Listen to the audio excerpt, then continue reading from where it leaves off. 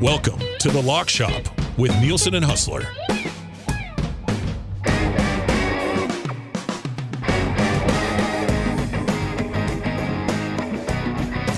All right, it's 11:02. Welcome to The Lock Shop. Thank you very much for being here today. Lock Shop and all of Edmonton Sports Talk is brought to you by Play Alberta. Check out playalberta.ca today. Download the Play Alberta app. And use our promo code EST Sports. Deposit $50, get a $50 free bet. Hustle and I will be diving into this tonight. Obviously, a big game tonight. Oilers and Jets. We'll give you both perspectives, Edmonton side and the Winnipeg side of that one. If you click on EST Specials right now, download the Play Alberta app as well if you haven't already. Make sure you use your game sense when you're playing at Play Alberta. Casino Dealer Jay over in the chat says, I legit thought that HR Daddy was going to host. Wouldn't that be something? Now, that said, I have like a close to a splitting headache right now. I never get headaches. I don't know what's going on. And I didn't have any Tylenol. And then my family's coming by to pick up HR Daddy here at some point. So I told him to bring some. And then Awanik finishes the hangout. He goes, oh, do you need some Tylenol? And of course, Maddie's got a bunch of extra strengths stored away in his office. So got a couple of those in me. Hopefully it, I tried to like nap it off. I had a quick little snooze between shows, but I don't know. What's the deal with headaches? Where do headaches come from? Hey, what's the main cause of a headache? That's what I'm curious about. Who knows about headaches? Hit us up, 780-218-9999, or over on the nasty chat. I had migraines in high school, very briefly. And then after that, I haven't really been a big headache guy, but I got one today, and it sucks, the big one. Anyway, early bird bet, Oilers to win, and Connor McDavid, 2+ points. That's basically as basic as you can get right now on Oilers victories. Oilers to win, McDavid, 2 points, plus 165. So we'll let you ride with us on that one tonight. Maybe we'll put something else together when Huss does pop by. Kevin Vandal over in the chat says dehydration or stress. See, like this doesn't make sense to me. This is like the least stressful time of year. Like I'm just chilling. I've actually been drinking more water than I usually do because I'm at home and Tam's basically got an IV hooked into me, forcing me to drink water.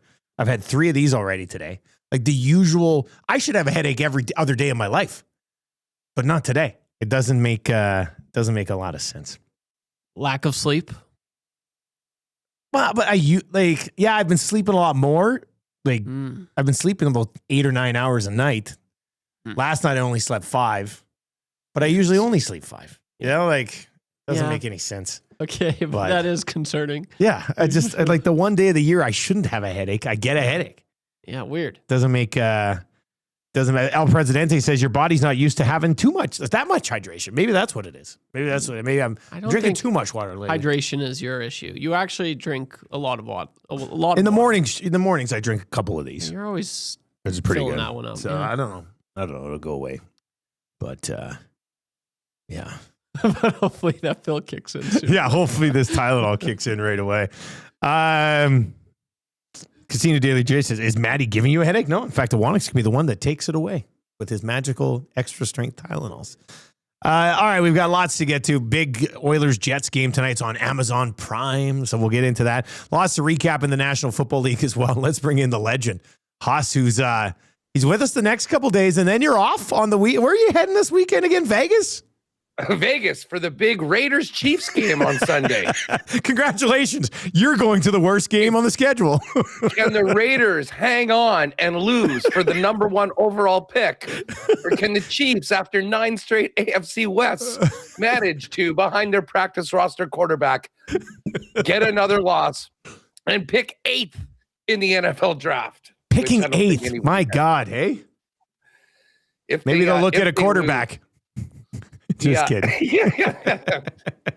Hey, listen, there's a few other teams that. Yeah. I mean, listen, there's so much to get to from the NFL yesterday. Yeah, there's a ton of stuff. I wonder how was your Christmas, buddy? Like, how was your Christmas? It was awesome. It was nice to get a few days away. Yeah. Obviously saw the fam for on Christmas Day, and that was nice. And then just the timing of everything was great. Like a couple days off during the week and then into a weekend. So I actually feel legitimately refreshed and ready to go, and I'll need it.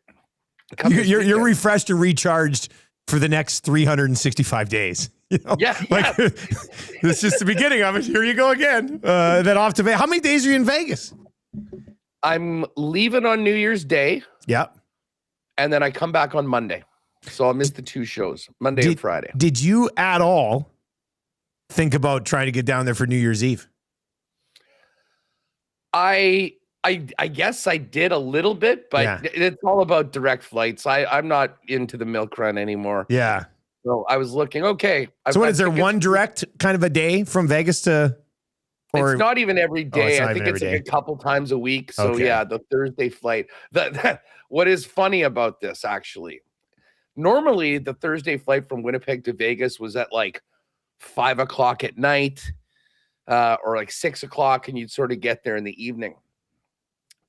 It has been changed, and I'm now scheduled to leave at 7:30 a.m. on New Year's Day. Oh. So, I mean, put the lines up right now, whether I even see bed at all on New Year's Eve. I mean, we got a game. The Jets are playing the Wings, I think, at 5:30 local time. Okay.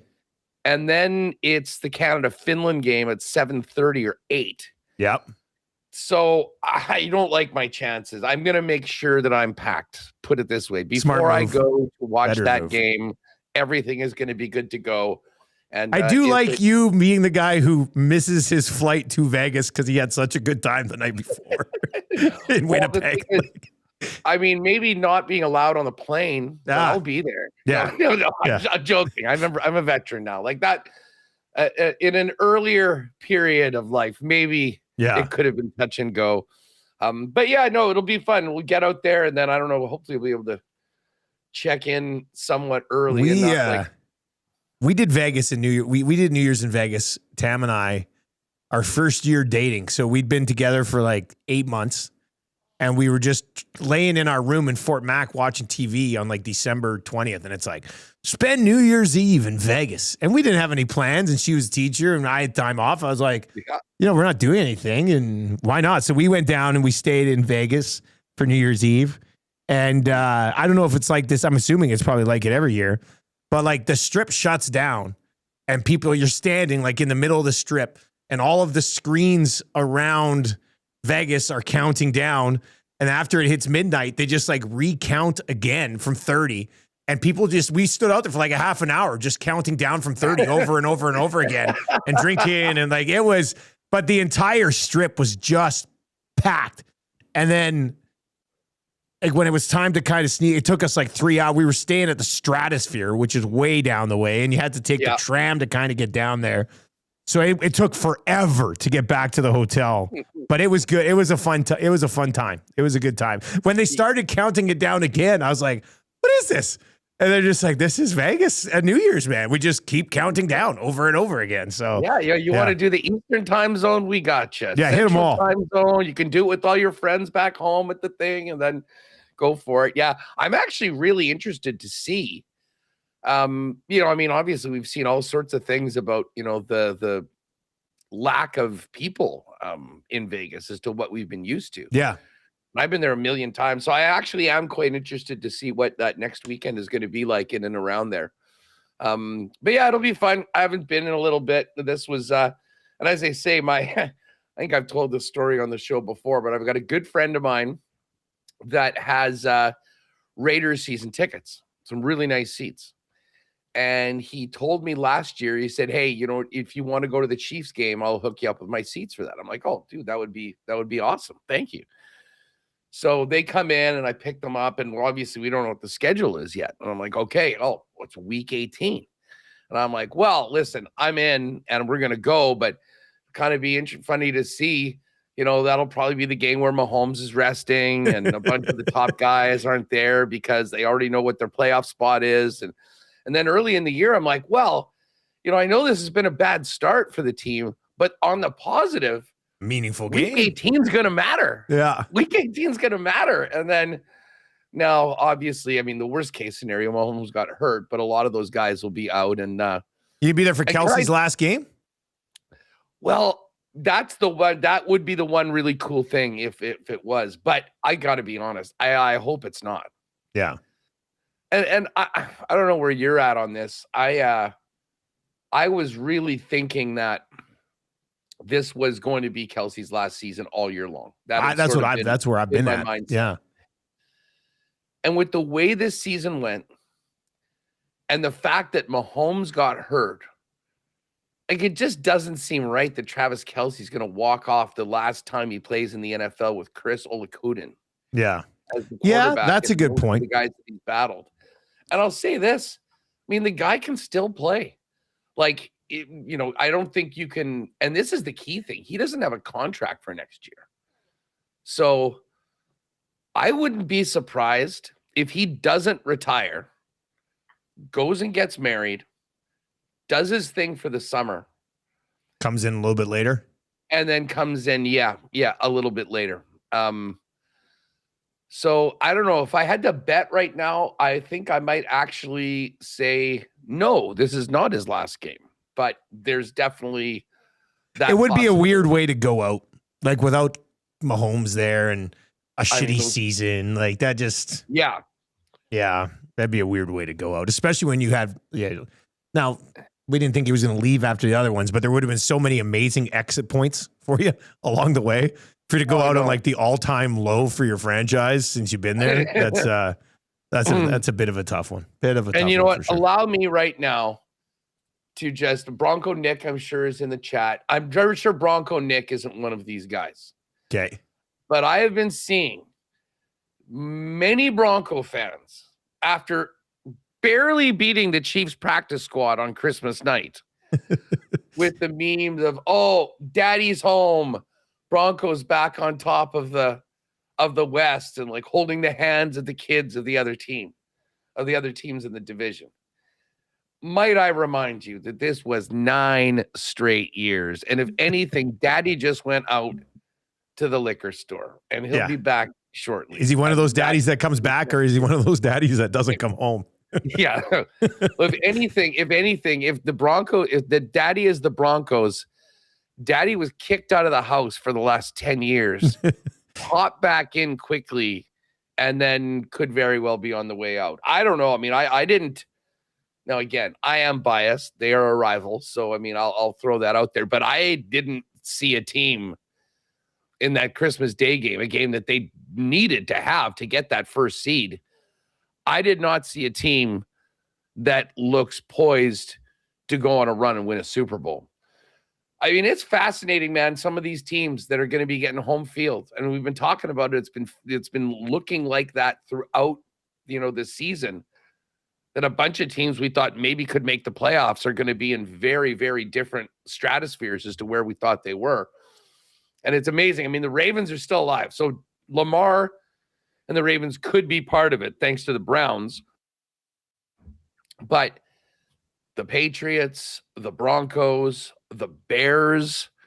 I wouldn't include the 49ers in that group just because they have been good. But they have been good, yeah.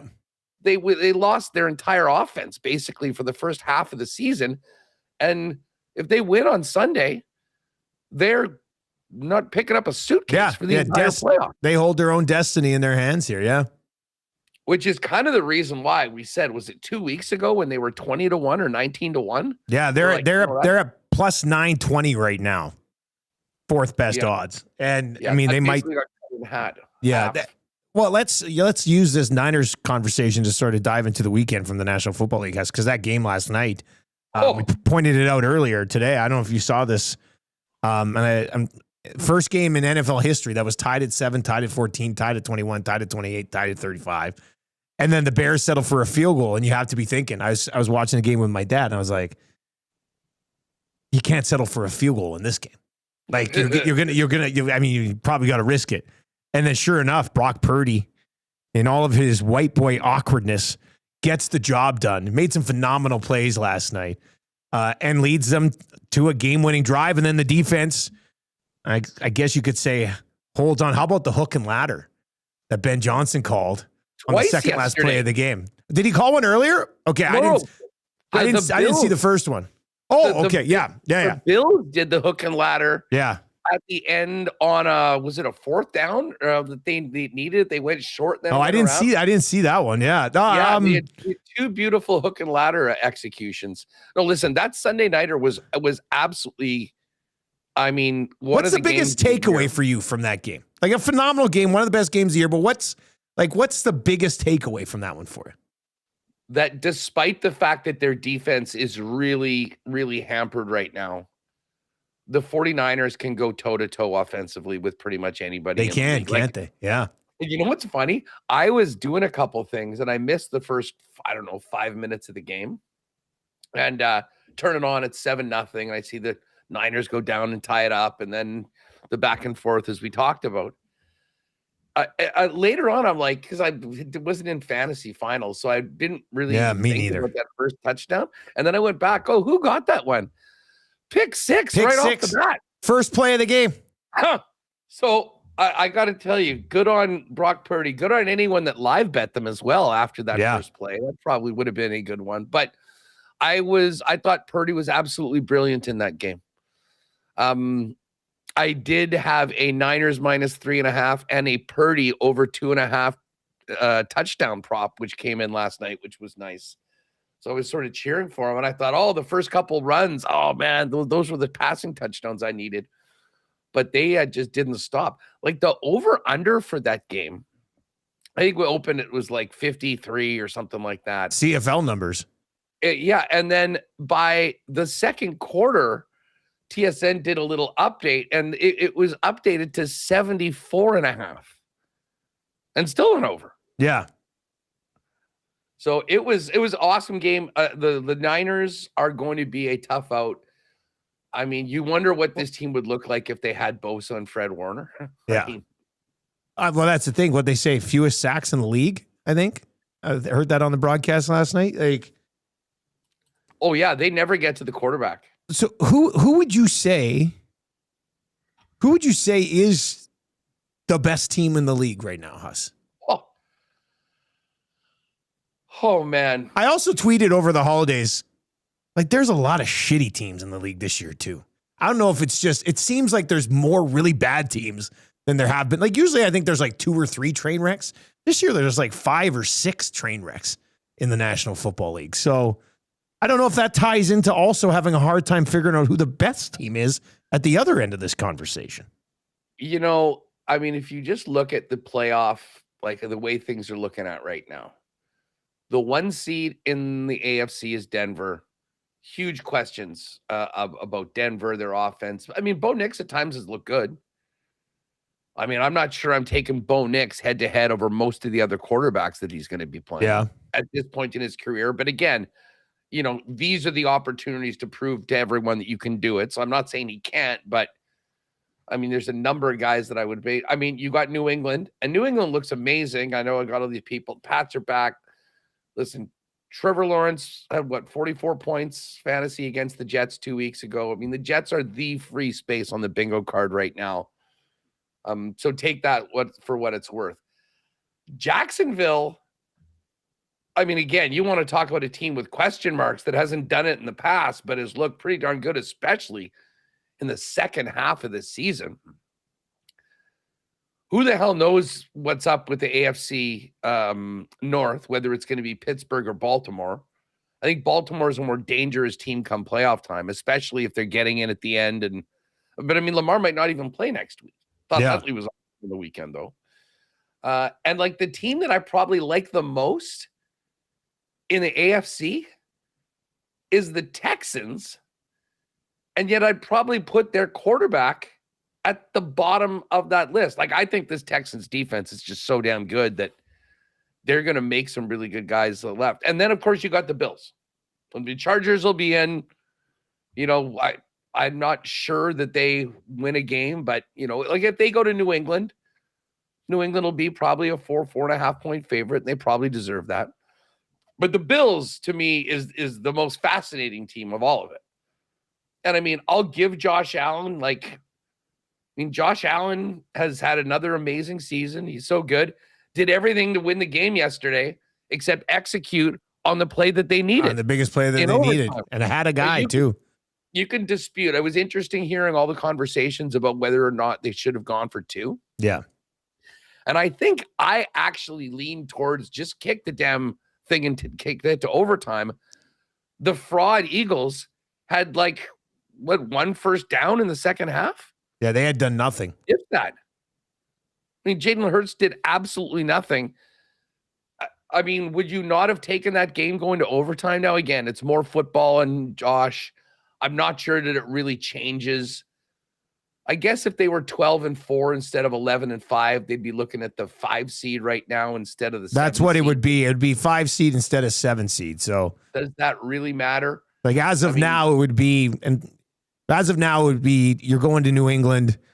If you go to 12-4, you're going to Pittsburgh or Baltimore. Mm-hmm. Yeah. But I'll tell you what, I mean, there's a lot of quarterbacks who would have gotten absolutely murdered for missing that wide open play on a 2-pointer to win the game.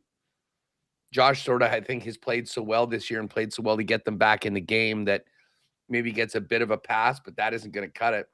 But again, Mahomes is not there. Burrow is not there. Lamar might not be there. I mean, Patrick Mahomes is the ultimate boogeyman to the Buffalo. Yeah. Bills, and he's period. gone for he's not there. Right. So this is sort of your year, your path. All the guys who've been hurdles in front of you are not there right now. I mean, just as far as futures go, what do you have for just to win the AFC? I'm interested in just straight AFC numbers. AFC winner. It's a good question. Here we are. AFC conference winner. Broncos plus 325. Pats plus 395. Bills as a 7 seed, 5-1. And then the Jags at plus 545. The Texans at plus 550. Which I think, that seems about right to me, doesn't it? Yeah. Yeah. Well, for sure. I mean, Denver's getting it because they've got the inside track. And playing one less game and having home field is huge. I mean, if it was if it was any other situation, I don't think on an even playing field, Denver's favored against the top 3 teams. I mean, let's not forget Jacksonville going in and beating the piss out of them 3 weeks ago in Denver in that game. That was sort of the eye-opening game about the Jags. The Jags against the Broncos D. Yes. On the road. That was that was one of the more surprising wins. This is as wide open as interesting as we've seen, an AFC field in such a long time. I mean, you got Baltimore and Pittsburgh who still need to figure out who's going there. That's a bad loss for the Steelers, by the way. Oh, pathetic. That's awful. I mean, with what's on the line, you go into Cleveland and put up 6? Come on. That was ridiculous. And then NFC is almost equally as fascinating right now. The Seahawks can win and have home field through the playoffs. But again, they have to go to San Fran. What a game. What's the line on that game? Is that up yet? It should be up. I'll tell you right now. Hang on. What would you think it is? Don't look. Yeah. Don't look. I want to see. Let me see here. I'm going to go San Fran minus 1.5. Seattle minus 1. In San Francisco? In San Francisco. That's where it's at right now. San Fran is plus 100 on the money line. Seahawks are minus 118. And then, the minus 1 plus 1, minus 108, minus 109. Wow. Yeah. And by the way, great Saturday games next week.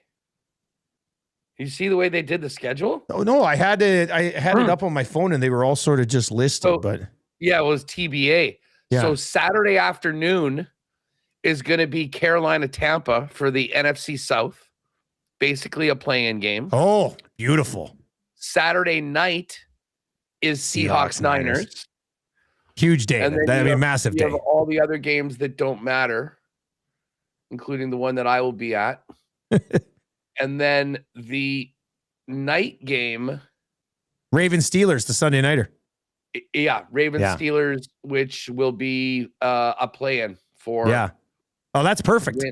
Win and in. Yeah, that's perfect. I like that. So, I'm here for these guys. So the late games next week, Detroit, Chicago. That'll be the game, I guess, Fox takes. Maybe Chargers, Broncos, because Chargers, with a win, I believe can still win the division. With a win? Or is that right or no? Because they lost. No, that's not. That's okay. So I don't that's think a so. nothing game. That game is only if they had beaten the Texans, they would have been able to win the division. So basically, that's the game for first place in the conference. Chiefs Raiders is a draft bowl game. Cardinals Rams obviously will need to win that game if they want to take. Now, are they done? Is it just simply the winner? Like they are not getting because of San Fran's win last night? Yeah, the Rams are 11-4 and the Seahawks are 13-3. So the Rams are kind of stuck where they are, I think. Yeah, they'll be playing on the road. They'll be the 6th seed on the road, and then the Packers will be the 7th seed. Yeah, and then the Patriots are playing Miami at the same time that Denver is playing LA.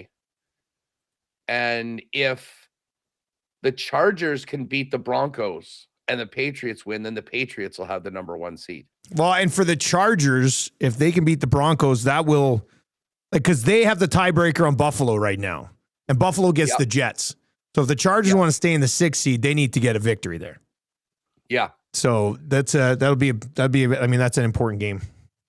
I think if I'm the Chargers, I think I'd rather go to Jacksonville and play a warmer weather game than have to go to New England. I mean, right now things stay the same. Things stay as they are. If everyone holds where they're at, you're going to have Bills at Patriots, the Chargers going to Jacksonville, and the Texans going to Pittsburgh or Baltimore. Then the other side of things, how about round 3 Packers-Bears?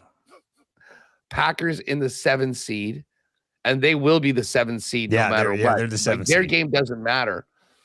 The Bears will be playing to stay ahead of Philly in that final game.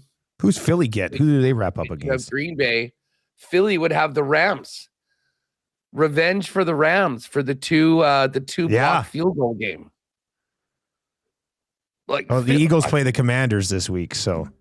Can I just do my semi-annual rant on Nick Sirianni? Did you Of course, see that? Of course you after can. the game last night? Remember, though, you were cheering for Nick Sirianni like 3 weeks ago. Yeah, and what did he do? He let you down. All right, what did he do? He did it again yesterday. Like they barely hold on. They do nothing offensively. They're very fortunate that they blocked an extra point, and then Josh Allen missed a throw at the end of the game. And then he's walking down the tunnel afterwards in front of the cameras going, yeah, I don't hear them. So no, the Muzz is in the house. The Muzz is in the house. Say hi to Huss. Hello. Hey, can you hear Huss? How are you? What's he saying to you? Buzz, how was your Christmas? Great. I know. It looked like you guys had a lot of fun.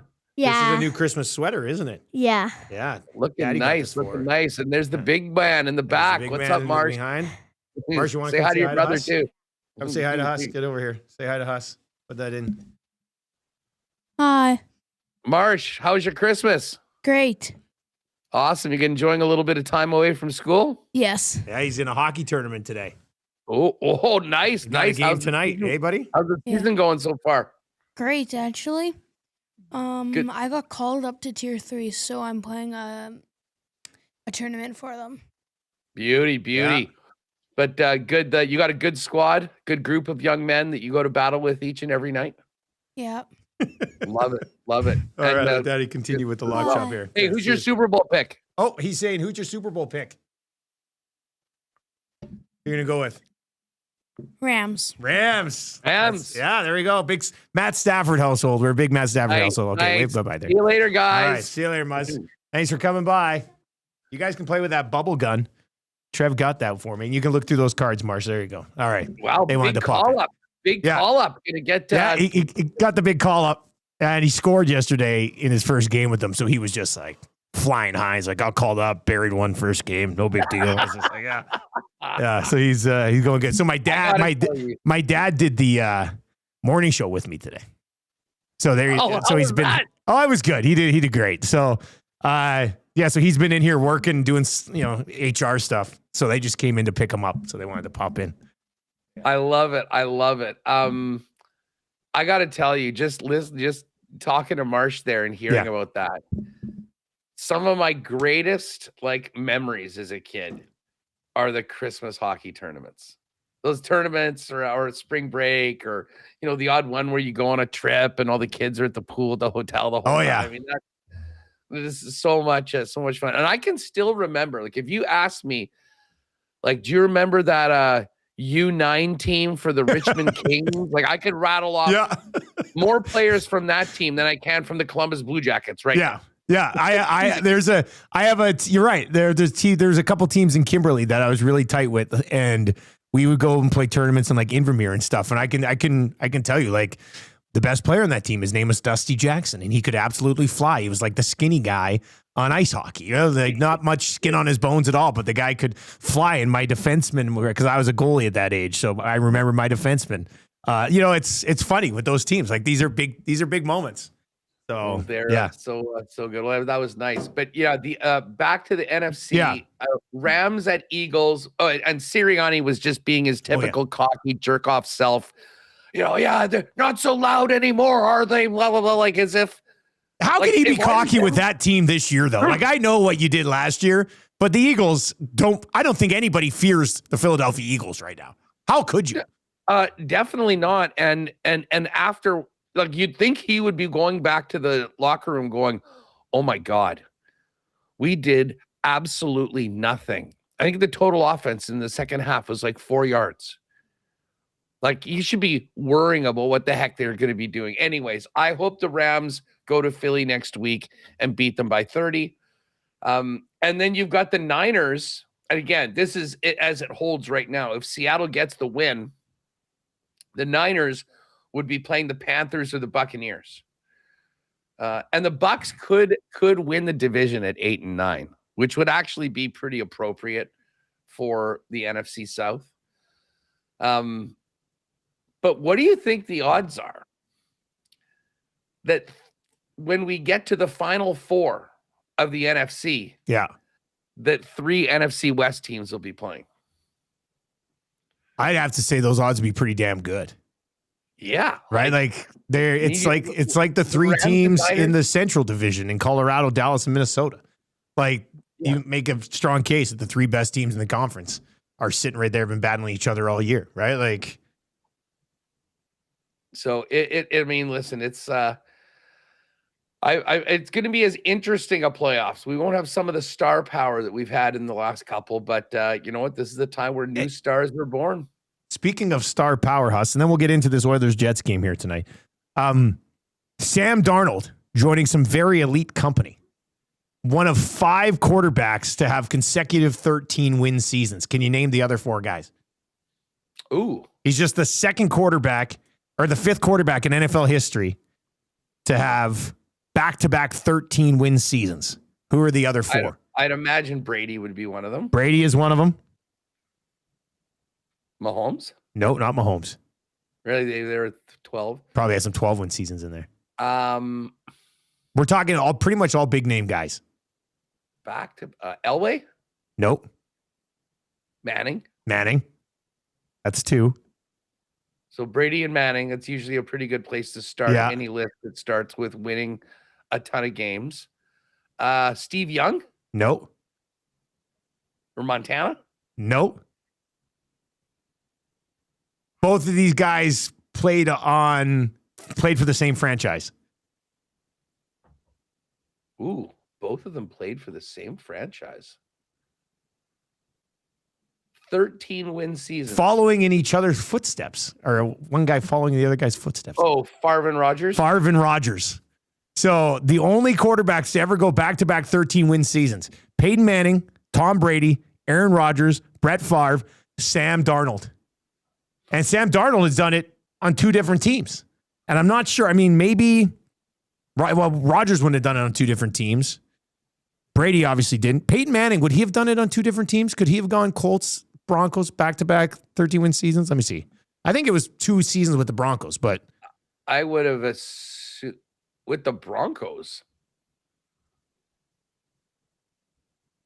let's see. I would have thought it would have been the Colts. The other to way? be honest. I mean, he had a couple really good teams at the Broncos, right? Like, let's see here. Sam, here's an article on it. This will be more than just a list. I want to see if it says, where are we here? Oh, that's a pretty lame article. There's not much in there. Somebody might know this. If not, somebody will look it up. I'll just go Colts record by year. So Pro Football Reference, the Colts went 05, 13-3. Oh, maybe it was the Broncos. Let's see here. It might have been. It was Denver. Yeah, it was 2012 and 2013. Interesting. 13 and 3 Crazy they back-to-back won that years. With that noodle arm. Old noodle arm Manning. You great mind though. God, I loved watching Peyton Manning play the position. I thought he was absolutely splendid. He was. All right. Hey, Huss, okay, go ahead, buddy. What do you Quickly, just like before we move over to this hockey, any thoughts on this Rams-Falcons game tonight? Rams, 7.5 I'm seeing right now in this game? One quick note on this game. Aiden over on the chat on YouTube says, did you guys see that if the Falcons win tonight and Sunday, then Carolina makes the playoffs regardless if they lose on Saturday to the Bucs?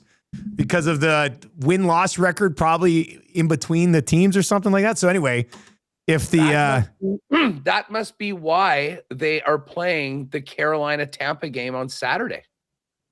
Aiden with a nice little to get it in there. Yeah. Okay, yeah, that makes sense. What is the line of this game? I haven't even looked at this. So it's 7.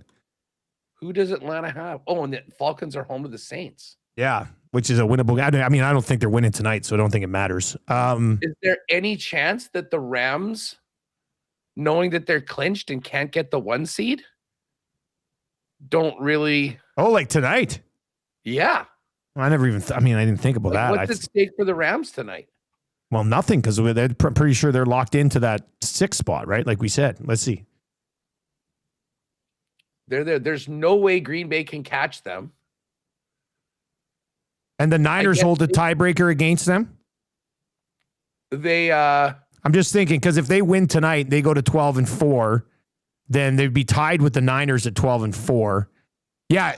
So, yeah, and if the Niners lose to the Seahawks, they would go to 12-5. And if the Rams win next week, they would go to 13-4 if they win tonight. So essentially, they're just talking, but they're either the 5 seed or the 6 5 seed or the 6 seed, which would mean, I'd rather go to Carolina or Tampa if I'm the Rams than Philly. As much as we said about Philly, I'd rather play Carolina or Tampa.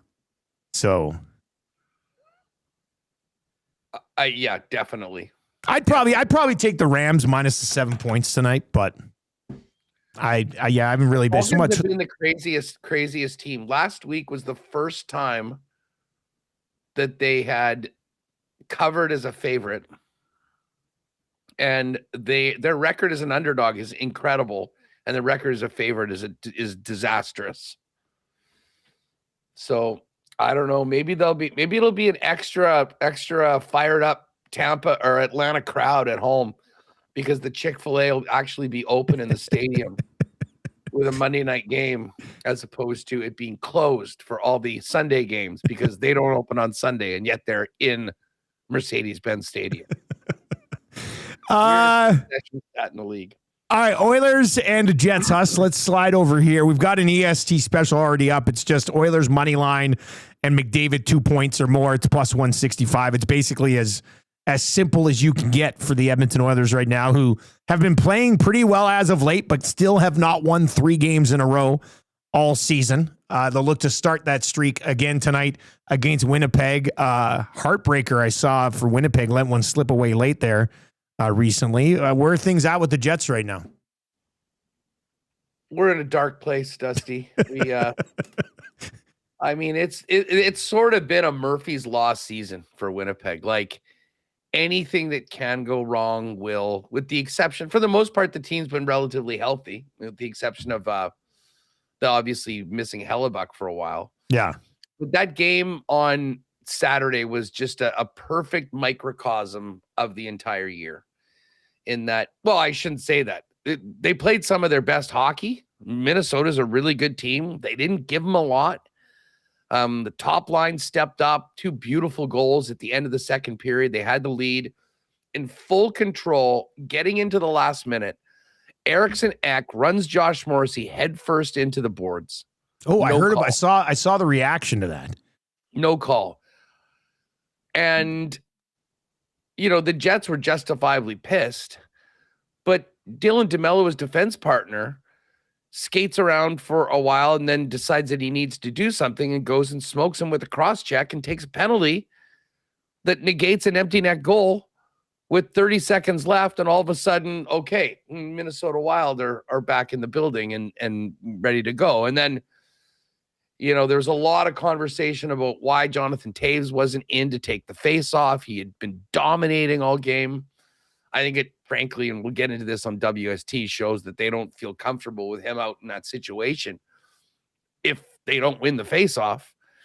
Yeah, they end up giving up the late goal, and then boom in overtime, and you take 2 points and it turns into 1. So it was disappointing right now. The Jets are a one-line team with a great goaltender and one really elite defenseman. And the rest of the crew, I mean, you want to talk about Murphy's Law, though, like when things can go wrong. So Gus Nyquist has big offseason signing. Hopefully he can take up some of the offense that he's got 0 goals. How many years did they give him? It's not 8 years like Frederick, right? No, it's 1. Oh, okay. All right. No, it's not 8. Okay. But he finally scores on Saturday. Like, oh, this is great. Gus has got a goal. Everyone pumped. Nino Niederreiter just being lazy, not paying attention. Offside. Review it and go back. I mean, this is a spot. I mean, a win over Edmonton for the Jets, and then heading out on the road for a quick 3-4 with Detroit, Toronto, Ottawa.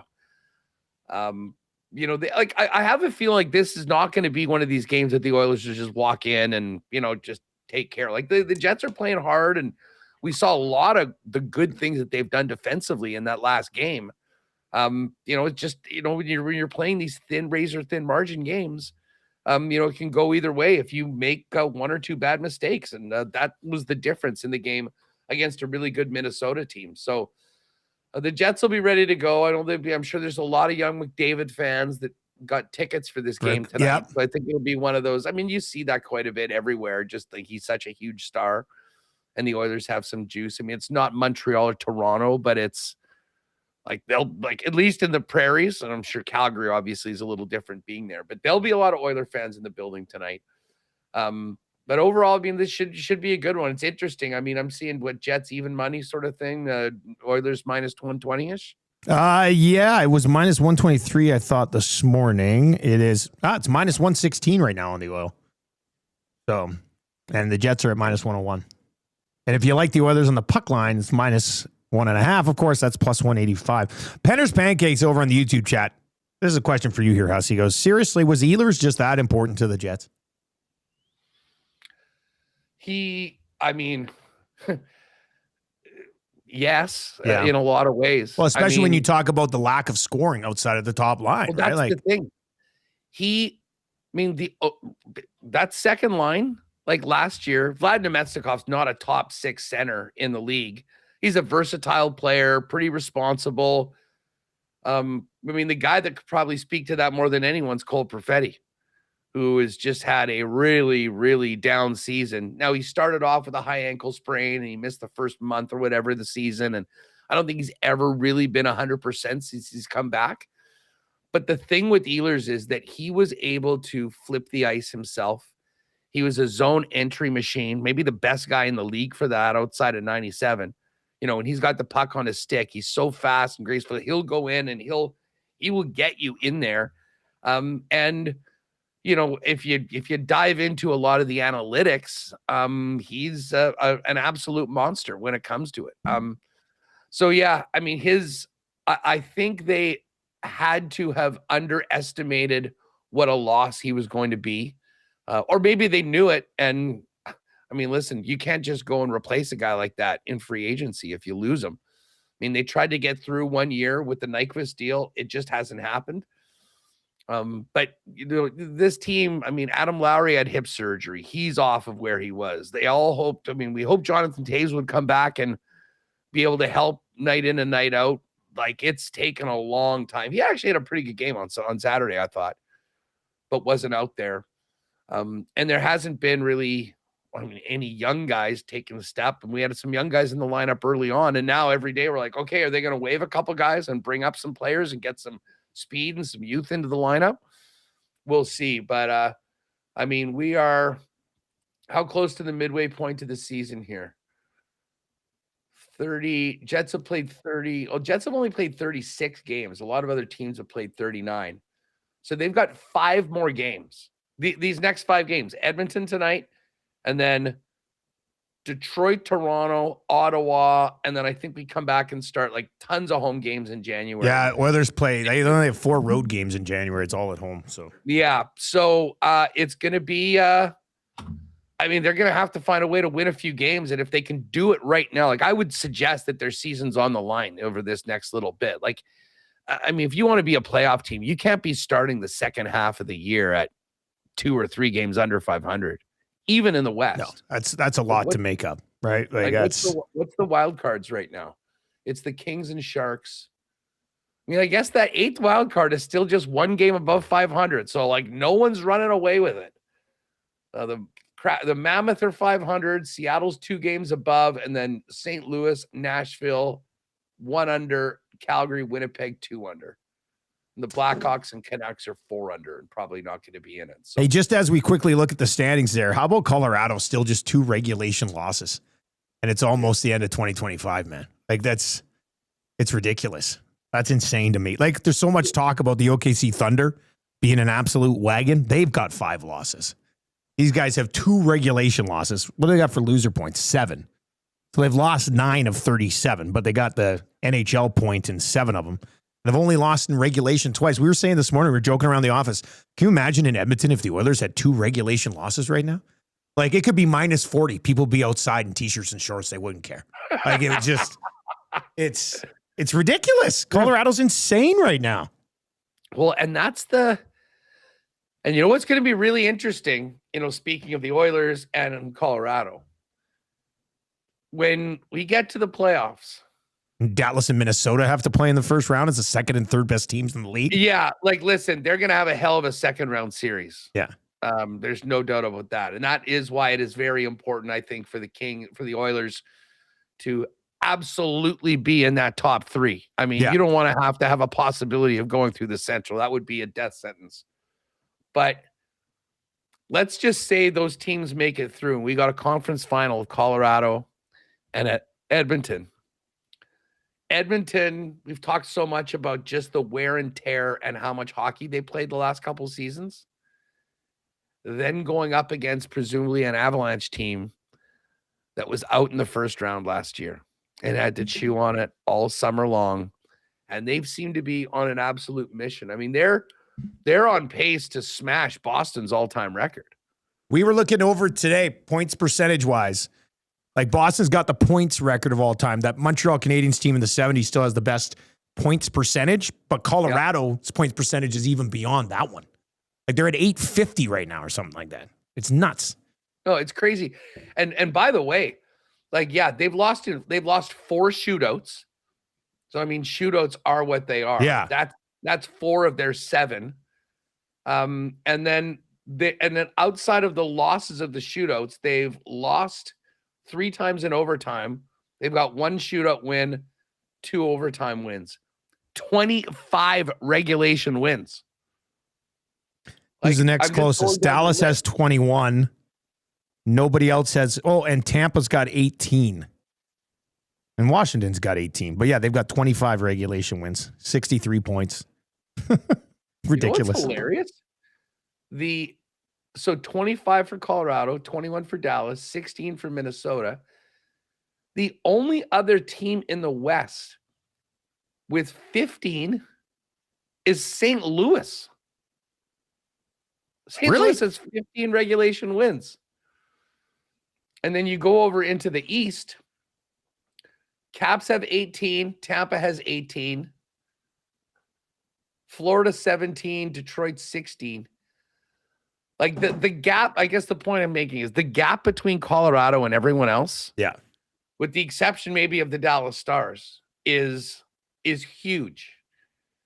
And again, I don't understand why they just stick to this divisional. Like, why do we don't go to 1 to 8? The fact that no idea. The second and third best teams in the league are going to play in the first round of the playoffs is a major downfall for the NHL this year. Huss, what's coming up on WST, buddy? Well, we'll got to get back to business after a few days off. We will break down everything that happened in the game on Saturday. Gazzola is going to pop on with the latest on the Oils after he does the Oil stream, which is always fun to have Tommy on. And Connor was at the World Juniors on Saturday, so we'll talk a little bit about that. Nice. Quick take. Yeah. Did you see the first game? I saw the penalty on the Selly and then the no shaking hands. Doing? I don't know what he was thinking. Like, you're the captain of the team. What are you doing there? Also, and the only good thing for Hunter is that he didn't name him the captain. That was a vote by the players. Yeah. But that's just, I mean, it wasn't like it was a 4-goal game. I mean, totally unnecessary. And guys, you've lost in the quarters the last 2 tournaments. There's no reason to have swag right now. You got to be grinding this thing out. Have a little bit of humility. Yeah, it's the first game of the thing. And then, you go in and almost lose to Latvia. Yeah. And then Latvia gets pumped by Finland.